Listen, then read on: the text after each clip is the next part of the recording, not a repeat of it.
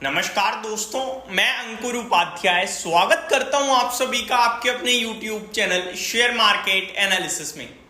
दोस्तों, जो भी बातें मैं इस वीडियो में करूंगा पोर्टफोलियो से रिलेटेड, वो शायद मेरे लिए कहना, आपके लिए कहना, दूसरे को बहुत आसान है, लेकिन जब दिख रहा है ना स्क्रीन पे जो अपनी पोर्टफोलियो में अपना पैसा जाते हुए, वो सहना बहुत मुश्किल है।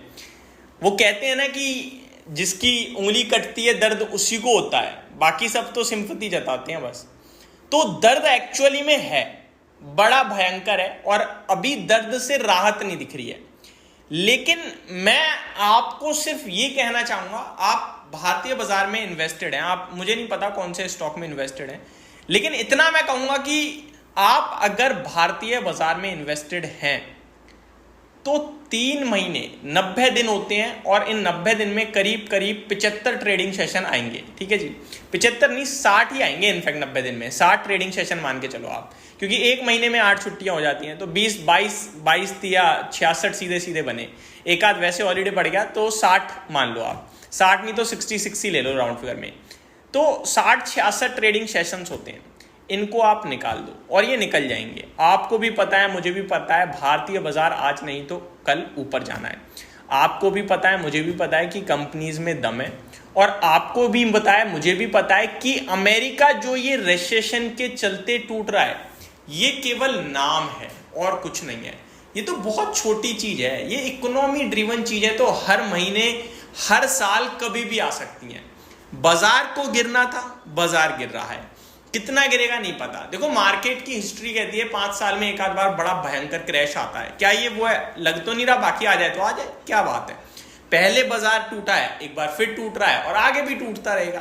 पहले भी पैसा बना, आज भी बनेगा, आगे भी बनता रहेगा। आपको ये मैं मोटिवेट करने की कोशिश कर रहा हूं कि आप गलत डिसीजन ना ले लो। इतना जरूर है कि आपको 2-4 दिन पैनिक और झेलना पड़ सकता है, लेकिन आप झेल जाओगे तो सही रहेगा। ऐसी सिचुएशंस में ज्यादातर इन्वेस्टर्स का दिमाग कैसे काम करता है वो समझो। जो अपने आप को बहुत ज्यादा शातिर मानते हैं ना, वो एक्चुअली में सबसे ज्यादा डरे हुए होते हैं। उनका दिमाग कैसे काम करता है, वो कहते हैं मैं अभी बेच दे रहा हूं, गिरावट में खरीद लूंगा। एक्चुअली में ये करना नेक्स्ट टू इम्पॉसिबल है, आप कर ही नहीं पाओगे। जब गिर रहा होगा आप बेच चुके होगे, और जब गिरेगा तब आप ले नहीं पाओगे कि गिर रहा है, और वो अचानक से बाउंस बैक मारेगा तो आपने जहां बेचा था वहीं कहीं आ जाएगा शेयर का प्राइस, आप ले नहीं पाओगे। आप कहोगे यार उतना गिर जाए तो ले लूंगा, इतने में वो ऊपर चला जाएगा, ब्रोकरेज लग गई और कुछ नहीं हुआ। ठीक है, तो आप गिरावट में खरीद नहीं पाओगे, बेच जरूर दोगे। इससे अच्छा आप बैठे रहोगे तो ज्यादा बेटर है।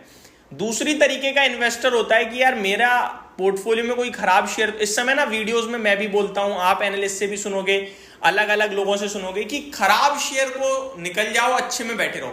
तो वो व्यक्ति यही सोचेगा कि कौन सा खराब है, कौन सा अच्छा है। तो इसको सिंपल से मैं बताना चाहूंगा, आप पूरी पोर्टफोलियो में से आपने 100 रुपए लगाए हैं मान लो, उन 100 में से 30 रुपए में आपने कैश में आना है। अब वो 30 रुपए आपको डिसाइड करना है आपने किस में से निकालने हैं। देखो, जब भी किसी स्टॉक से एग्जिट लेके पैसा निकाल रहे हो, फुल्ली एग्जिट तो करना मत मेरे हिसाब से, तो आप ये देखकर मत करना कि यार ये शेयर से प्रॉफिट बनना है इससे लेता हूं, ये तो लॉस में इससे नहीं बेचूंगा, ये मत देखना। आपको चेक करने हैं मल्टीपल्स, वैल्यूएशन, जिसे पीई कहते हैं सिंपल लैंग्वेज में। अगर आपकी कंपनी का पीई उस इंडस्ट्री के पीई से महंगा है तो आप उसमें से हल्का फुल्का बेच सकते हो, पूरा कहीं से मत बेचना। 30 रुपए ही निकालने हैं, 70 लगे रहने देने हैं, सिर्फ इतना समझ लो। और वो 30 रुपए अगर आपने गिरावट में सही समय पे लग गए अगर, तो वो 30 रुपए आपके जो 70 बचे हुए हैं ना, उतना काम करेंगे, मैं आपको बता रहा हूं। इससे दोनों चीजें हो जाएंगी, एक आपका पोर्टफोलियो भी पूरा खड़ा है, 70% तो खड़ा है, और दूसरा जो 30% है वो भी उस 70% जितना काम करेगा आने वाले समय में।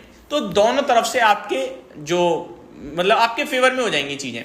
ठीक है जी, ये हो गई क्रिस्टल क्लियर चीजें कि आपको क्या करना चाहिए और क्या नहीं करना चाहिए। और ये बाजार की जो गिरावट है, मैं आपको फिर बताना चाहूंगा, ये टेम्पररी है, बहुत टेम्पररी है और बहुत अनरीजनेबल गिरावट है।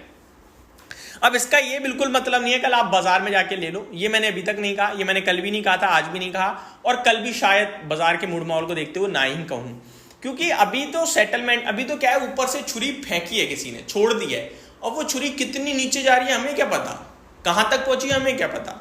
आपका फ्राइडे बाजार टूटा, डाउ फ्यूचर नेगेटिव दिख रहा था, अभी फिर फ्राइडे को फिर अमेरिका टूट गया, अभी आपका डाउ फ्यूचर फिर नेगेटिव दिख रहा है, नैस्डैक फ्यूचर फिर नेगेटिव दिख रहा है। शाम को क्या होगा क्या पता। निक्केई जापान के बाजार 37 साल की सबसे बड़ी गिरावट दिखा रहे हैं आज। तो अभी तो नेगेटिव चीजें हैं ना स्क्रीन पे, कुछ सुधरता हुआ दिखा नहीं है। निफ्टी के टेक्निकल टर्म्स में बात करूं तो लेवल्स ब्रेक हो रहे हैं, तो अभी तो मैं नहीं लूंगा। मैं लूंगा तब जब ग्लोबल सेटल हो जाएगा, थोड़ा उठने लगेगा वापस से। आपको यार वो पता नहीं होगा, 2-4 दिन में हो जाएगा यार। वो छाल भी हो सकता है, बाउंस बैक भी हो सकता है, डेड कैट बाउंस भी हो सकता है, या असली रिकवरी भी हो सकती है। तो वो 2-4 दिन में सेटल होगा, तब कहीं जाके देखेंगे। अभी तो मेरे को लगता है केवल और केवल इंतजार करना ही अच्छा है। इस बीच में कुछ स्टॉक्स जो भाव दिखा चुके हैं वो भाव वापस लाने में बहुत समय ले लेंगे।